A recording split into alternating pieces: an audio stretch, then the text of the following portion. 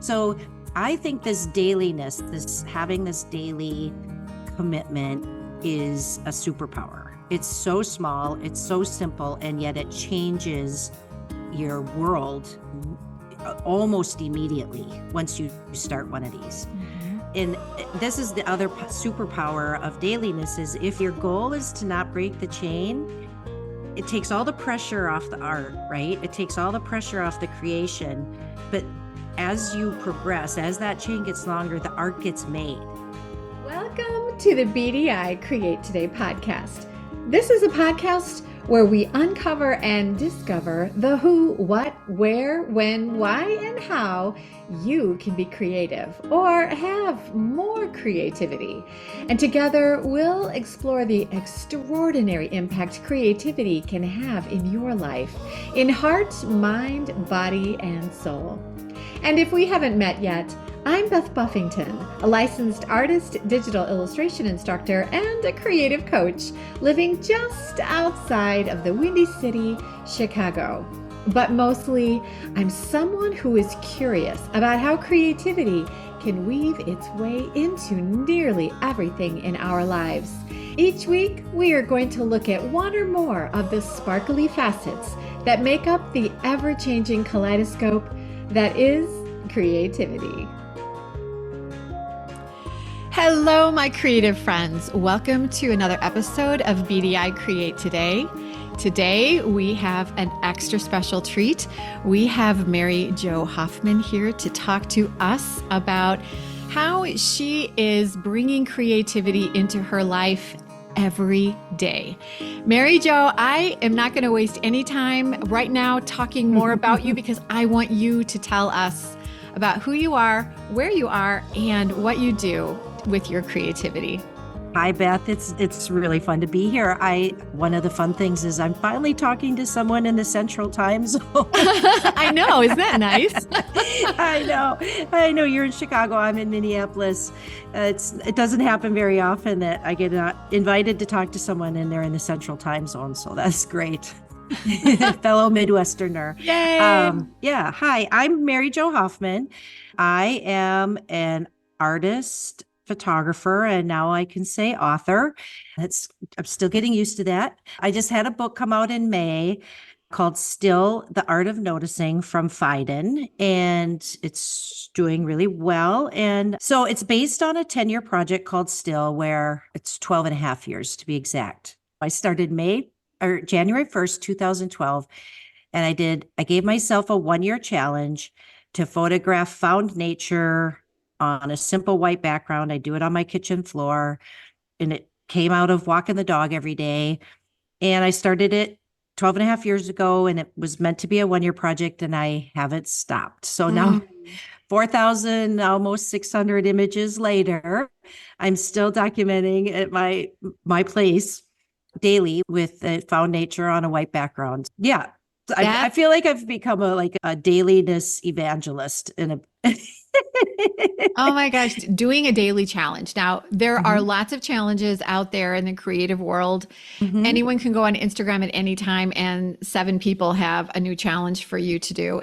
But I love what you did. You found something that you were just intrigued about yourself. Was this a challenge that anyone was just offering up, or you just thought to yourself, I'm going to take a picture every day? Yeah, so it was 2012 when I started, but I discovered blogs in like 2010. I'd been working full time. I forgot to mention that as an aerospace engineer for 17 years. Oh my gosh. Prior to that. So I was a full-time corporate person. By the last few years of my career, I was just traveling all the time and wasn't on social media, didn't even know what a blog was, had no idea. So when I left corporate work after a few years, I discovered this online community of creatives. I'd always had creative ambitions and had been a maker as a kid and had picked up photography as a hobby in college. So I discovered this online creative community, and the community was so supportive, and people were clearly having fun, making work, sharing work. And I thought, I want to be part of this community is. I thought you got to contribute to be part of the community. So I thought I'll do one of these projects. The one that inspired me was Lisa Condon's collection a day. Remember that? Hmm. It came out before it was early. She's always early on Yep. everything. And I saw that, and I'm not a collector, I'm a minimalist, but there was something about her simple presentation of these collections and the simple photography, a flat life photography she did. And it was visually compelling for me. It was attractive and simple. She would just Mhm. put them on a white background on the floor and photograph them. And so I thought I'll do something similar. What can I do? And took stock of my life. And I had a 2-year-old dog at the time that needed a daily walk. And our family's a nature family. I live in 3 acres, wooded acres on a lake in Minnesota. I was one of those people that when I walk the dog, I'd pick up the blue jay feather if I saw it. And so I was always coming home with treasures. And so I thought I'll do nature. I'll do found nature on a white background. And it was going to be my original idea was going to be a collection a day, but that's hard to do. You can't find 15 blue jay feathers on a single walk. Eventually, it just became found nature on a white background. And I did announce it, and I did start the blog called Still. And I did get some followers. So I felt accountable to them every day to put up a new image. And so Yeah. I've Oh, had people that have been with me 12 years that's of so board. neat. Yeah. And your word still, it's a great word because not only does it mean you're taking still life photography, but you're still doing it. I know Ooh. I know it was such a good word. And I have a journal page. I like to do visual journaling, and I have a 2-page spread of all the other names I considered when I was thinking of Mhm. creating the blog. And I'm so glad 12 years later in a Yep. book, I'm so glad I picked Still and not some of the other goofy names I considered. It is so fun to be able to look back on something that you were considering or working on and see the idea that you picked in retrospect and see that, oh my gosh, if I would have picked any of those other words right now, it would have paled in comparison. So, Yeah, I almost wonder what would have come of the project. You know what I mean? Like yep. it would have Hmm. been a different project. I think people would have responded to it differently. Still, in the end, I have a very stylized aesthetic, right? It's Yeah. on a white background. It's modern, and I pick up things that have a sort of a graphic quality to them. But in my mind, I was reacting at the time against all the noise, the visual noise on the internet and social media and media in general. And so I still had little kids, and I just needed calm. I needed quiet. And so Still was going to be this quiet corner of the internet. And I really meant it. Like I really thought I would get 6 followers, and that the 6 of us would just hang out in this little quiet corner of the internet. Yes, I was using the internet, but it was almost the antithesis of the internet, right? It's a quiet place to look at nature one item at a time, one thing, one image at a time. Yeah, if I had picked anything, a different name, it could have evolved very differently. Hmm. Yeah. Yeah. Yeah. And I love words. I love looking up the meanings of words and just seeing the depth and the facets that a single word can have. Mm-hmm. So choosing a word like still, that's so fun. Yep. Yep. That is so fun. When I looked through your Instagram and I was on your website, one of the things I love about your work is that you're not always just picking up things that are perfect either. That you bring home things that show the vulnerability of Mm-hmm. nature. And I see a lot of relationship inside the things you've chosen, the subliminal subtext of how nature takes care of itself Yeah. and just seeing that cycle of life through what you've picked. Yeah. Your words are so loud in the pictures that you take. You can spend so much time just looking at what your pictures are saying through nature. Am I making sense? Yeah. No, 100%. I now give workshops, and I deliberately teach that. I didn't know that when I started, I photographed the peony and peak expression, right? I Mhm. photographed the iris when it was in full bloom those first years. But then afterwards, I didn't want to repeat myself. But I also very quickly came to learn that that while beautiful, first of all, they're photographed to death. It's hard to do anything original, Mhm. but also they weren't the most expressive. It's so much more expressive just before or just before the bloom, just after the bloom.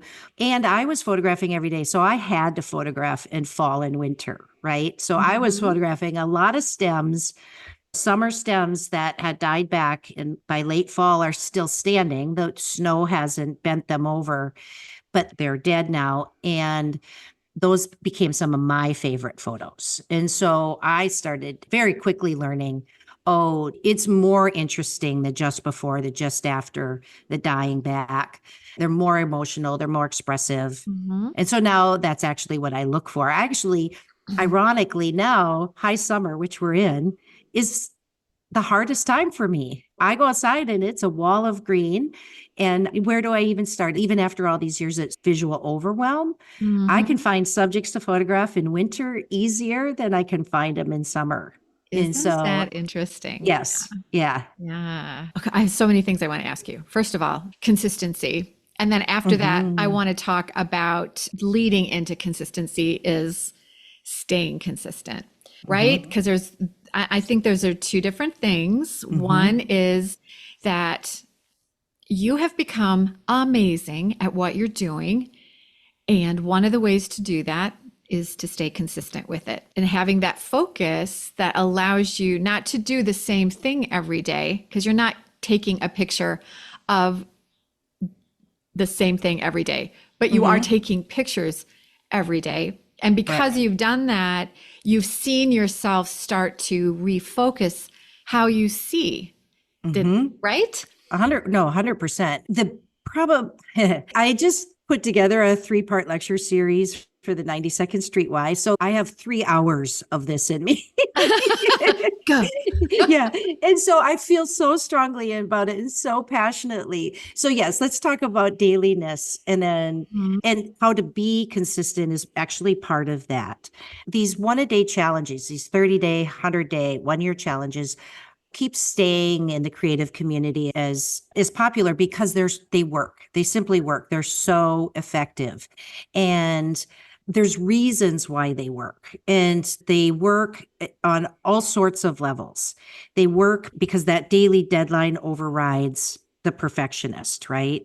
They Mhm. work because you get better at what you practice. So if you're doing something every day, you Mhm. will get better. It's as simple as that. And if the thing you lack is confidence, doing it every day will build that confidence, right? If what's getting in your way is perfectionism, the daily deadline will override the perfectionism. In my case, the daily need to find a subject, that the treasure hunt of finding a daily subject, it snapped me out of autopilot. I live in the community I Mm. grew up in, and so I'm driving the roads I've driven for 50 some years. It's crazy. But suddenly, when I started this project, those routes were completely new to me, completely new to me. So that project snapped me out of autopilot. So I think this dailiness, this having this daily commitment is a superpower. It's so small, it's so simple, and yet it changes your world almost immediately once you start one of these. Mhm. Okay, let me talk about not breaking the chain because I'm going to use that expression a lot. So, Yeah. there's a famous story by Jerry Seinfeld. A young comedian at a show came up to him and said, "What's your advice for somebody just getting started?" And Jerry Seinfeld is on record as having said, here's what you do. You get yourself a big wall calendar, you put it on the wall, and every day you write down one joke. And when you write down that one joke, you put an X on the wall and you never break the chain. And so I'm going to use that expression, don't break the chain, because that's essentially what I've done. Yep. And I like that story because he doesn't say you have to write down an original joke or a killer joke. You just have to commit to not breaking the chain by writing down one joke a day. what I committed to, not even knowing it, I didn't know that Jerry Seinfeld story until after I was doing this project. But what I committed to and what I did intuit right away is that I didn't want to break the chain. And I'm not particularly superstitious, but I feel like I got a little superstitious, right? I'm not going to break that chain. What I did learn is that when I started, I had a little folder on my desktop called Just in Case. And so if the day got away from me, I had an image I could post. And what I found right away is that wasn't helpful. It was easier to just do the thing every day than to stop and start. Think of it like a running practice. It's much harder to stop and start than to just go do your mile or two every day. And what I learned early on was that you don't want to break the chain. And this is the other superpower of dailiness is if you focus over there on the calendar on the wall and your goal is to not break the chain, it takes all the pressure off the art, right? It takes all the pressure off the creation. But as you progress, as that chain gets longer, the art gets made. But so the commitment is to not breaking the chain. The commitment isn't to making art every day because that's a lot of pressure. If you're going to make art every day, that would shut me down. And I'm not even a perfectionist. But if I could commit to not breaking the chain. And so the other thing I intuited right away is that the minimum to not break the chain, in my case, any found nature on a white background. The white background could be, I shoot on poster board normally, but it could be a white wall. It could be my husband's white t-shirt. It could be an open journal page. So I could do this anywhere and just take a leaf, a twig, a handful of grass, and not break the chain for that day. So the key to staying consistent was that the lowest common denominator, the lowest requirement to not break the chain has to be very simple because days do get away from you, right? A lot, often. Oh, yes. Yes, often, all the time. Yeah. Weekly, right? Truly. So what you're saying is that not every single thing you did was worthy of hanging on a wall, that there were some days where you just quickly found a white background and took a picture of something that was nearby. And that was your day? That's exactly right. And the several things came out of that. A, I never broke the chain. And B, sometimes every now and then, those dashed off last minute photos are among my favorite. So not always. Sometimes it's just a handful of grass on a piece of white paper and no one will ever see it again. I do publish it on the blog, even if it's very ordinary and average. But often I did learn to not be afraid of those days because sometimes by shutting down that inner critic and working really fast without any internal dialogue or judgment, sometimes those resulted in really good images, probably letting some intuition come out. Yeah. So do you find yourself coming back to some of those images later and then going in and doing a little more Photoshop with them or honing those images? Or do you just take the pictures and you just have an uncanny knack of making everything look amazing right away? How do you go about balancing that? Yeah, I've been doing it for 12 and a half years. And so 4,500 images, and you've probably seen a couple hundred of them, right? There's a lot of images that just get posted so I don't break the chain and then just fade away into obscurity. And so that's the power of this simple process. What if you commit to 100 days, if you make 100 pieces of art, no matter how dashed off, and then there are the days when you have 2 to 4 hours, right? To work on your art. But at that end of that 100 days, if you pick the 6 best pieces, you're going to be really proud. You'll be amazed. And so I have a portfolio of 4,600 images, but this book that just came out is only 300 of them. You know what I mean? It's a small ratio of those images. And no, I don't. If I photograph the handful of grass, I dash it off, I post it. I don't revisit it because I didn't break the chain for that day. And tomorrow's a new day. Now let's take a quick break and listen to a word from our sponsor. And my friend, that would be me. Are you interested in exploring your creativity with Procreate on your iPad? get my free Kickstart video. It's going to give you a beautiful tour of how to use Procreate to create your own art. You'll get information about brush libraries, layer and layer options, explanations of the tool icons, and so much more. Just go to www.bdi-create.today/Kickstart to get my free Procreate Kickstart video.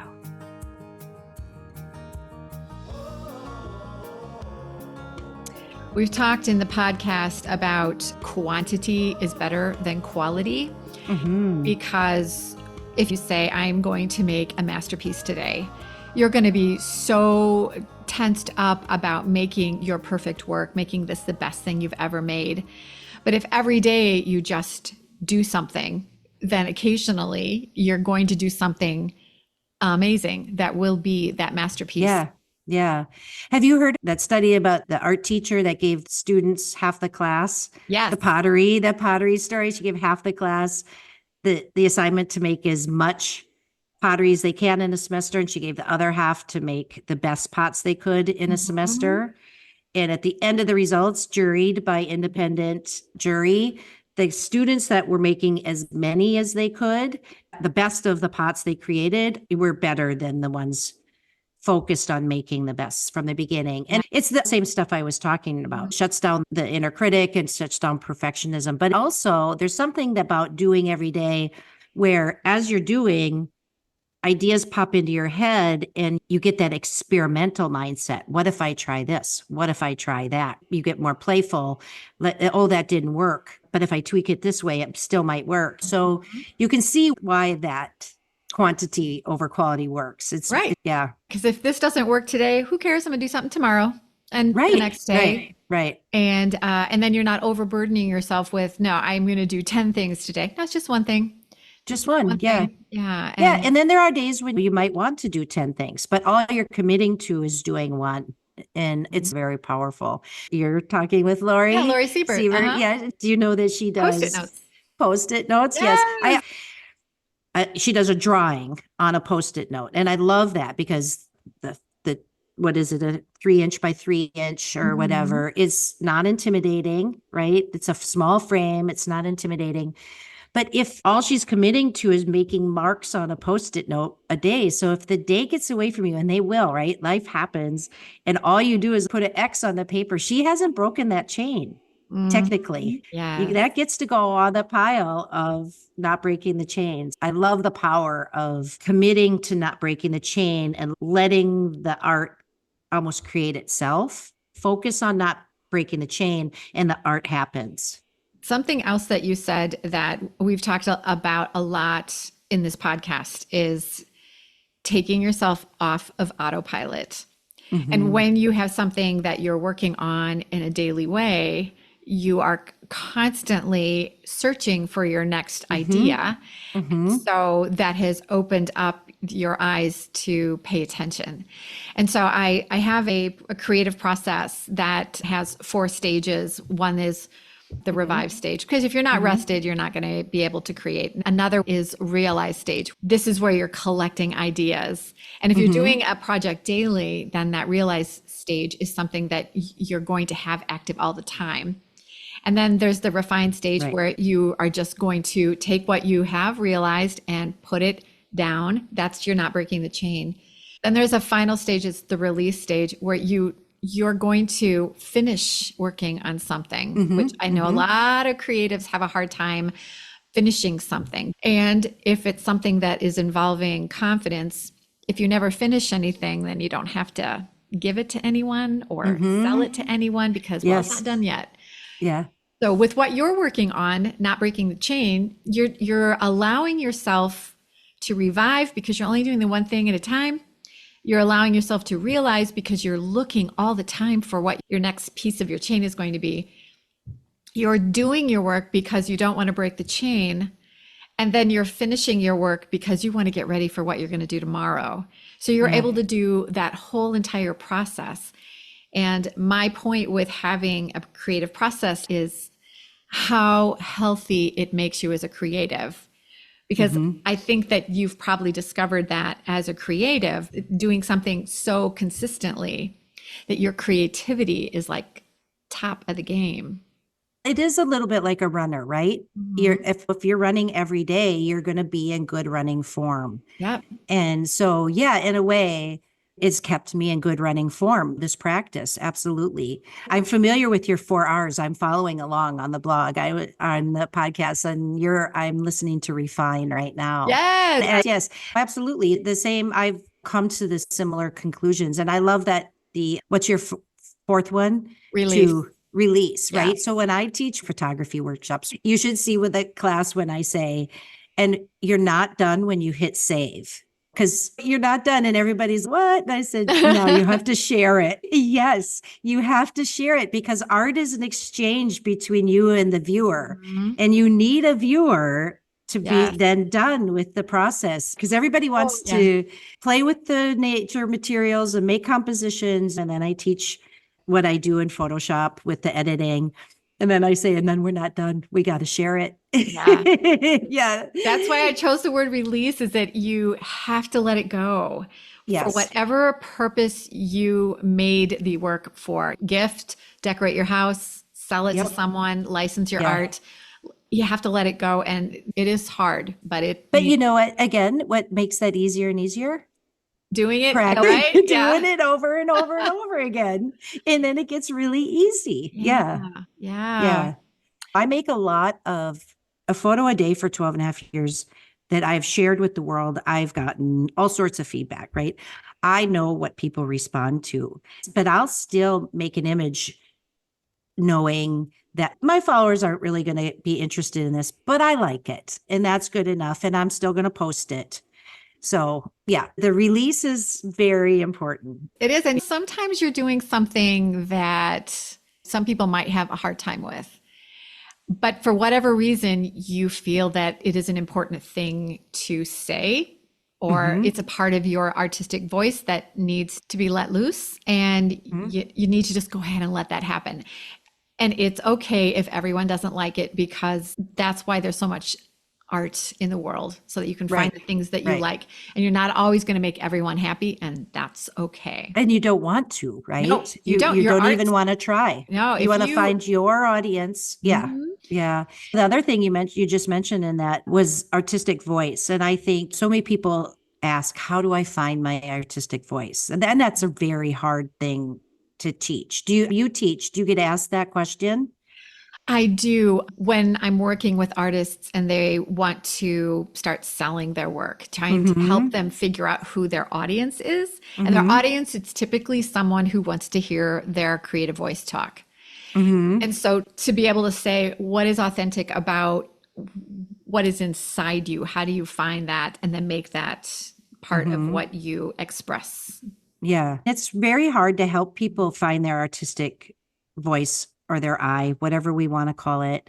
The only way I found, and I'm evangelizing, is making art every day and Mhm. then saying to yourself, I like this, I don't like that. I like this, I don't like that, over and over. And you will start to realize what your artistic voice is. I Probably, think dailiness is one way to get to finding out what your yes, artistic voice is. yes. You've probably seen, just going back to your very first posts, see a trail of how you've changed as a creative in how you are seeing the nature that you bring into photograph.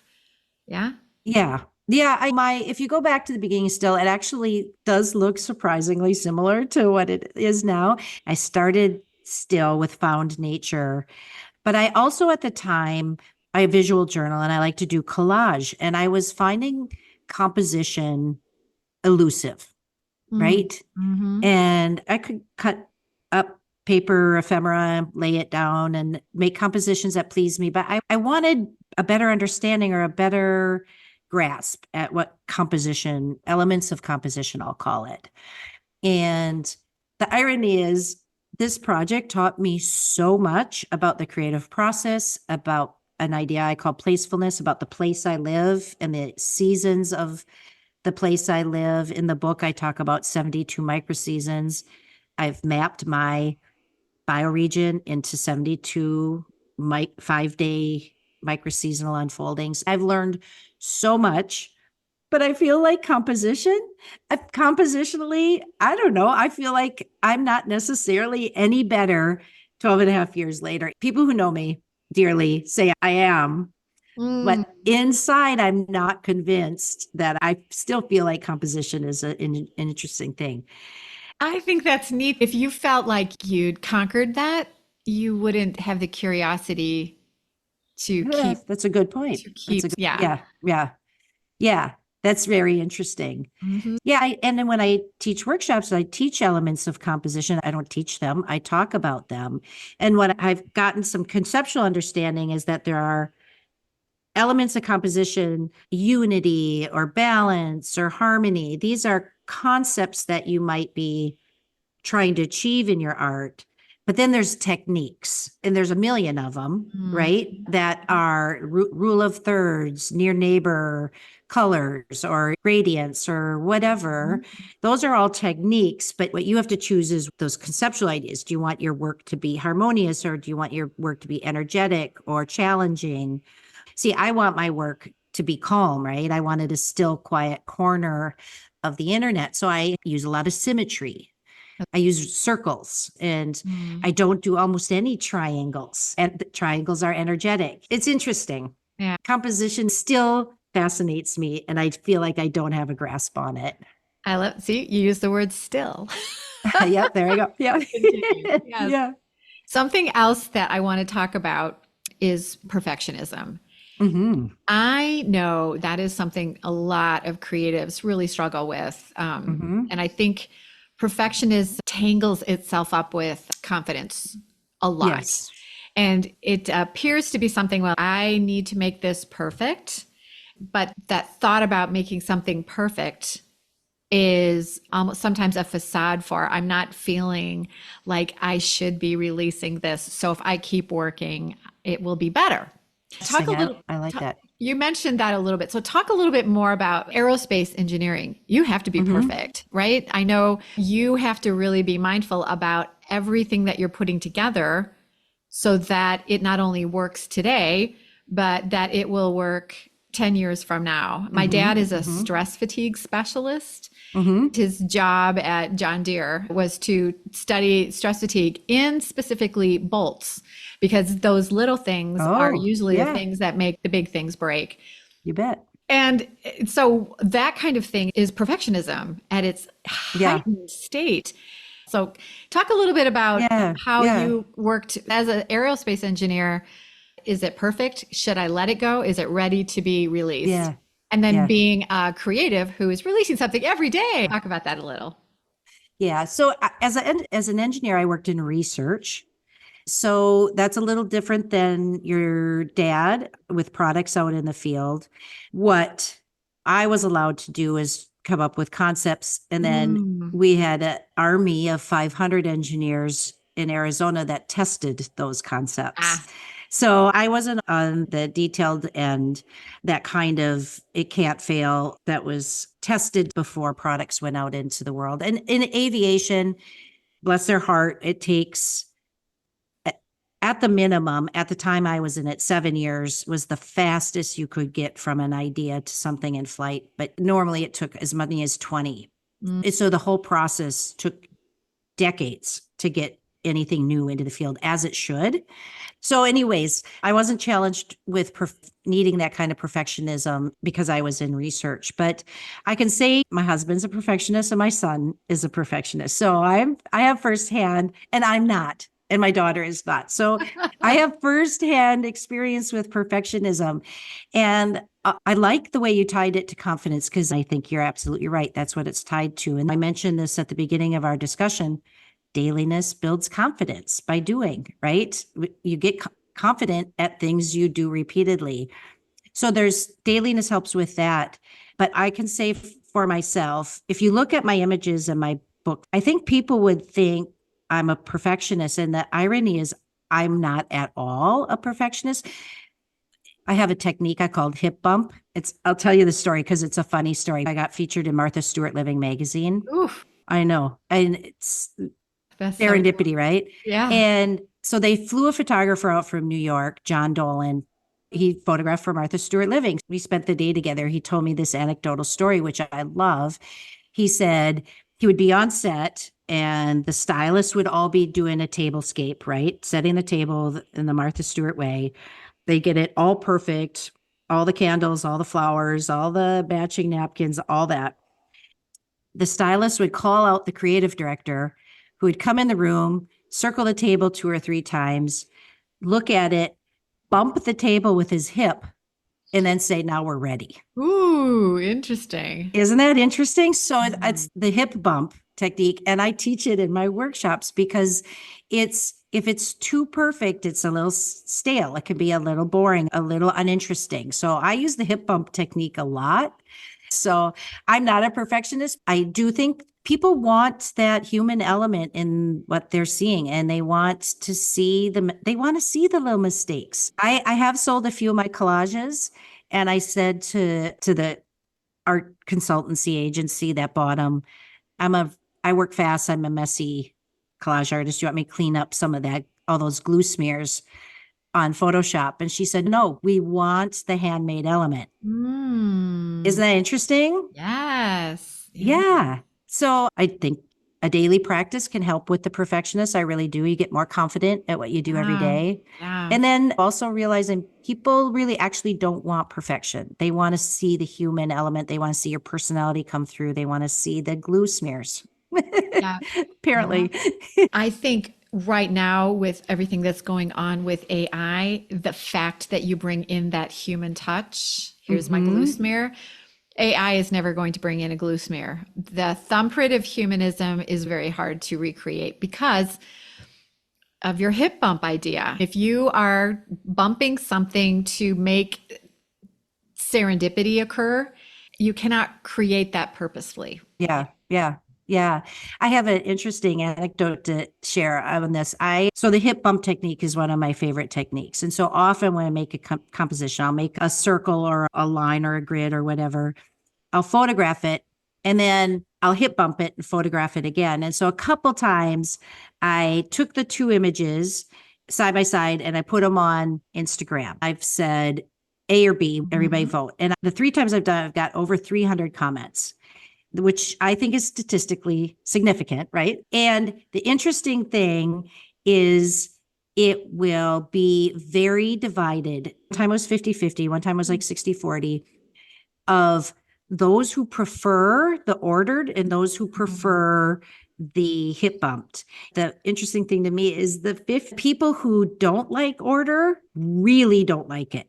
And the Ah, people who like the order, they were, at least in the comment section, were more, I prefer the ordered one. mhm. But the people who didn't like the ordered one really didn't like the ordered one because it made them feel very uncomfortable. Too much Interesting. order made them feel jittery. Yeah. So, Interesting. and when I teach courses, I put those up and show the results. And I say, whichever one you like is the one you like. And that's your audience. That's your Mhm. audience. Right. And so it's interesting. Oh, yeah. I think that's one of the things I love about art is it's not only interesting to look at, but the message behind the art. What are people getting from what you're talking about? Right. Yeah, I love that about art. Very cool. You wrote something down to me when we were getting ready for the podcast, and it was about confidence and creativity. You said that you were born with an excess of confidence and it makes your experimental approach to life and art much easier.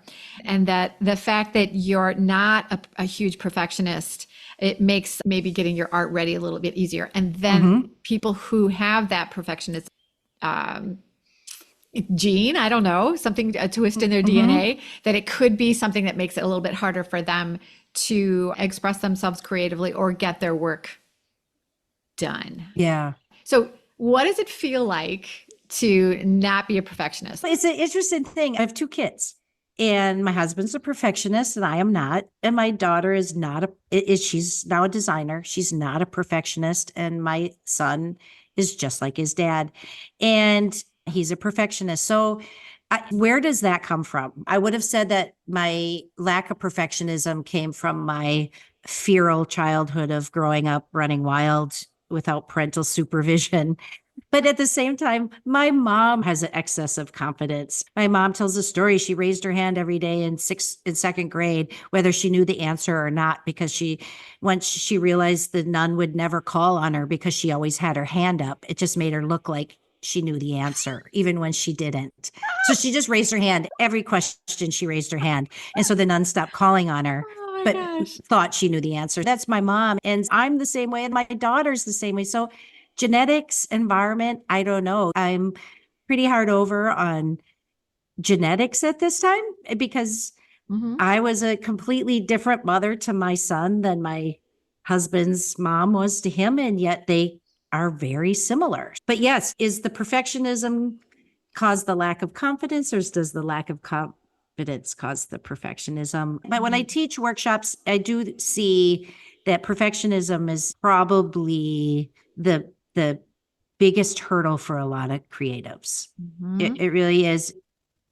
The only solution I found to that is doing, is Yeah. just simply doing, Yeah. is practice. And in my case, dailiness, but just practice makes you get more confident. Yeah. Even, and it's just simply does. Yeah. Hmm. Okay. In order to do something daily Hmm. for 12 years, Hmm. it Sounds needs to be crazy. something that you get up every day and say, yeah, I get to do this again. Now, did you go through some valleys where you're like, oh my gosh, why am I doing this? I don't want to break the chain, so I'm going to keep doing this. But man, today there is just nothing luscious in what I'm doing. Have you had days where you're slogging your way through checking For off? sure. A Yeah. lot, a Okay. ton. So I launched this book, and first book, didn't know what to expect. It's been so busy. I've been so busy with media requests and interviews and workshops and events. I don't mind being a little busy, but when you go to an event and you're the center of attention, that's a whole new level of fatigue. You know Yeah. what I mean? That's Yeah. a whole new level of busyness. It's one thing to have a bunch of things on your calendar. It's another thing when all those things are you getting up and speaking. And right now I'm in a phase where I'm the busiest I've been in years and finding it really hard to make my daily image. And I say to my followers on the blog, I'm really busy. And so I'm phoning it in. I'd say I'm phoning it in, which means they're going to get a lot of handfuls of grass on white paper. And honestly, if I hadn't warned them, that's what I'm doing, they probably wouldn't even see Mm, that much of a change. It's all in our heads, right? So to do what I do well, I like to spend most of that time in the creative process in the noticing.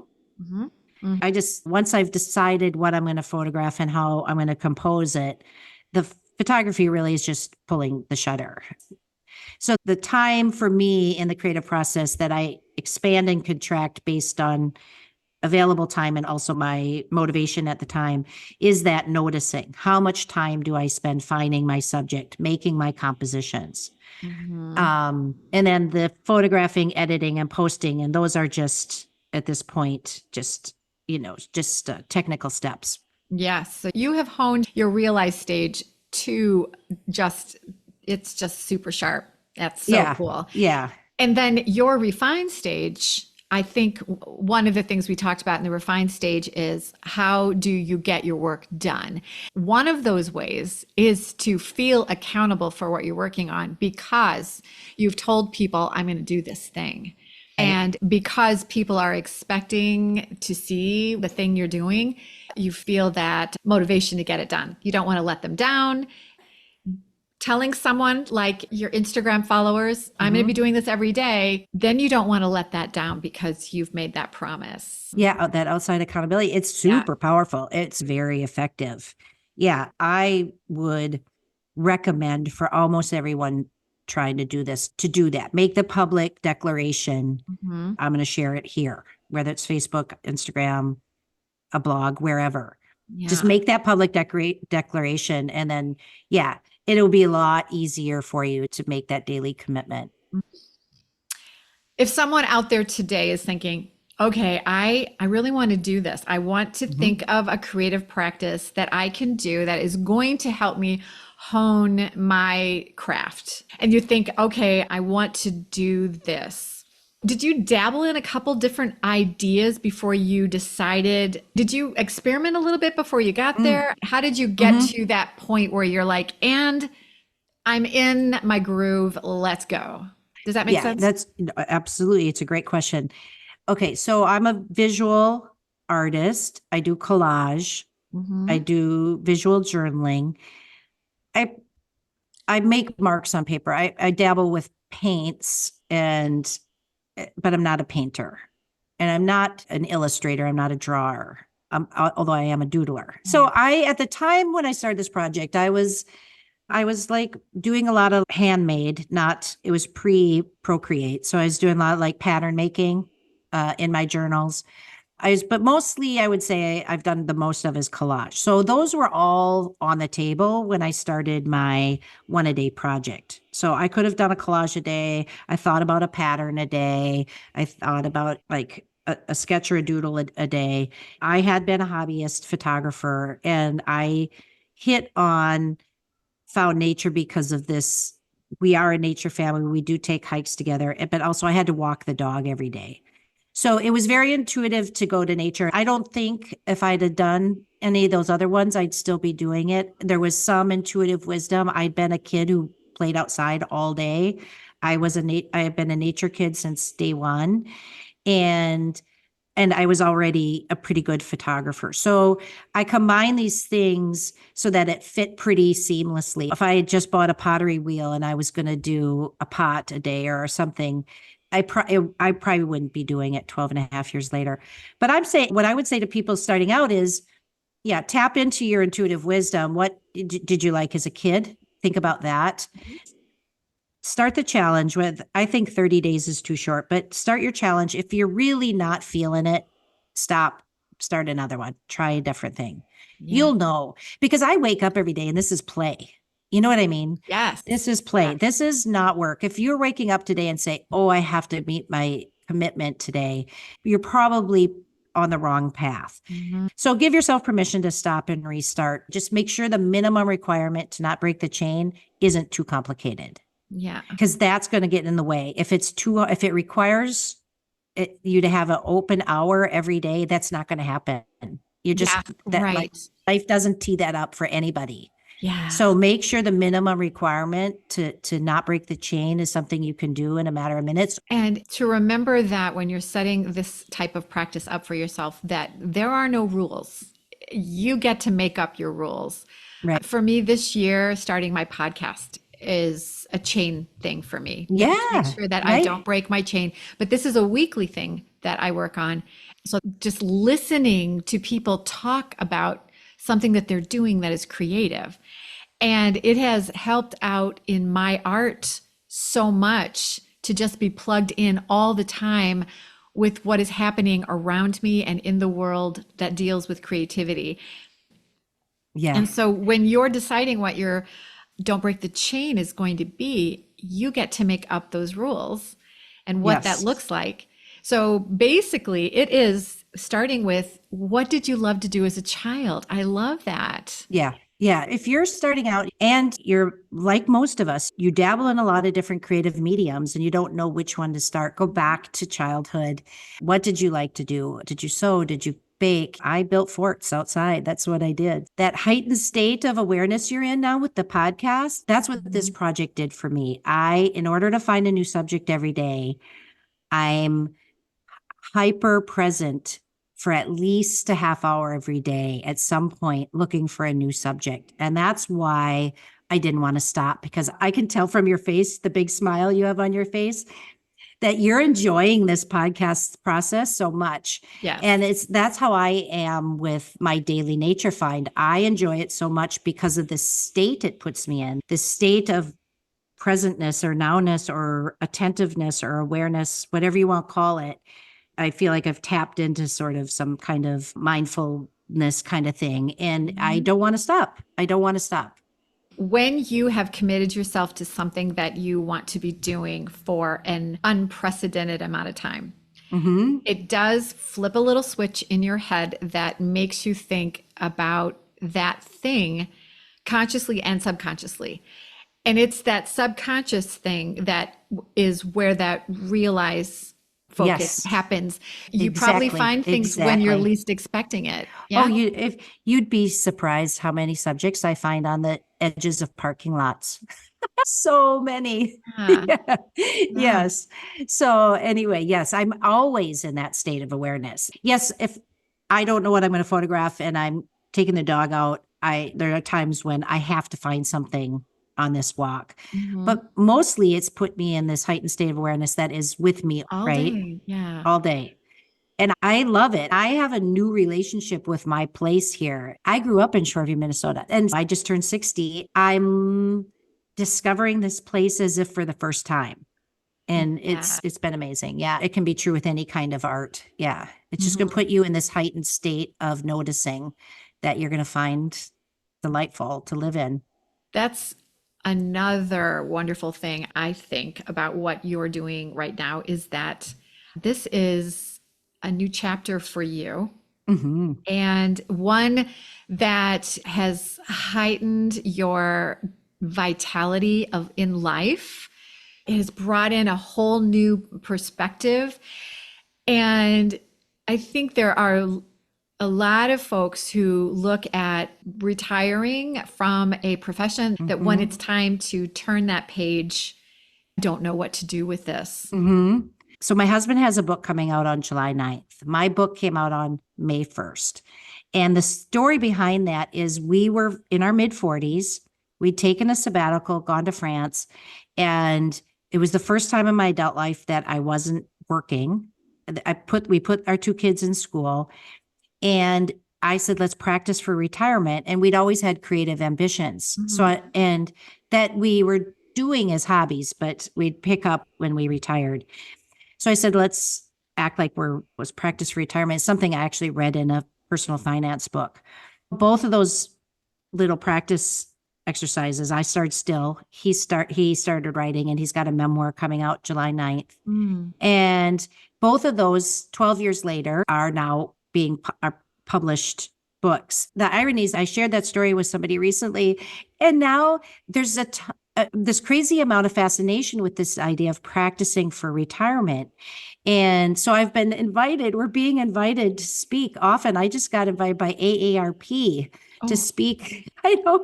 So it's funny, be careful what you say out loud. But the thing that's interesting is I start practicing for that 12 years ago. And that would be my advice to people is if you think you want to start creative project as a retirement hobby, please start it before you retire, yeah. right? Just be so that when you retire, you are already part of a group, right? You already know you have watercolor class on Wednesday, or you already know how to use social media and share your work, whatever. So that transition on your last day of work isn't quite so scary and Yeah, abrupt. you're right. And knowing that when you retire, you can almost look at it as what do I want to be when I grow up? Yeah. And if you don't have any idea, think about what you liked as a As a child. kid, yeah. Yeah, yeah. And then start taking some classes, find some communities. You'd Yep. mentioned that you just wanted to find a creative community, and it brought you where you are here now. So Yeah. if you hadn't been digging into those areas that you thought you were curious about, or oh, I wish I could be like the cool kids. Well, that's exactly what it was. Yeah. Yeah. And there is room especially at the creative table, there's room for you. You just need to come Hmm. in and Abs- just sit down and get started. I think a lot of people think, I might have a book in me. You and your husband both did. And you probably Yes. now have another book that you could start on, right? So, what does that book journey look like? Yeah. Yeah. So many creatives do have books in them or aspire to have books in them. So in my case, an agent reached out to me in Instagram and DMs after I'd been doing the project like 6 or 7 years. And she just very politely said, do you have a book in you? I said, yes, but I don't have a concept. And I actually put her off for 2 years. And then finally over COVID, I was doing the artist way and I got a concept. I ran into this idea of 72 micro seasons. And so over COVID, I mocked up a book and I finally was like, this is something I could be proud of. My point in sharing that story is if you have a book in you, my advice is take that concept pretty far down the path before you give it to an agent to shop to a publisher. Because if it's not a well-formed idea, that thing is going to change and not be something you recognize or are necessarily very proud of.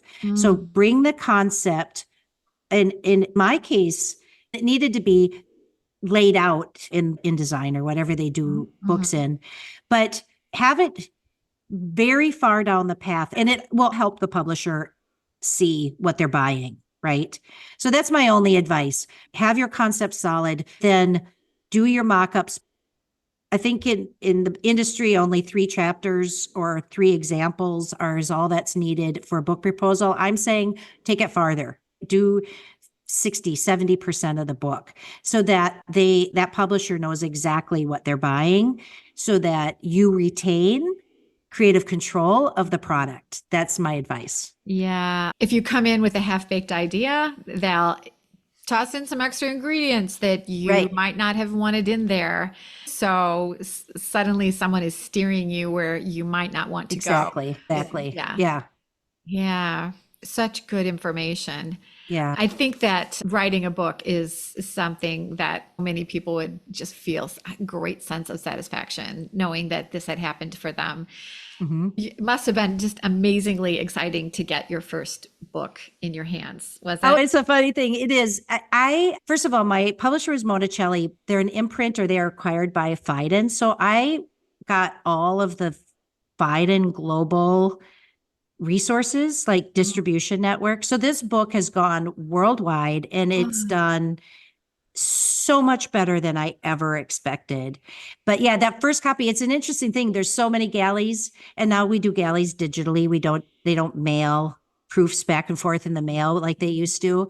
But I think we probably did 7 or 8 galleys. So on the one hand, it's thrilling to get the physical book. On the other hand, I'd seen it so many times that it was the surprise was gone, honestly. So it's a mixed. Yeah. And sometimes, especially with art, seeing things on screen quite often looks prettier than seeing things on paper.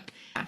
Yeah, that's why I was saying to the listeners about book publishing, because my publisher used a really high quality paper with a high gloss. So my images look as good on the paper as they do on the screen.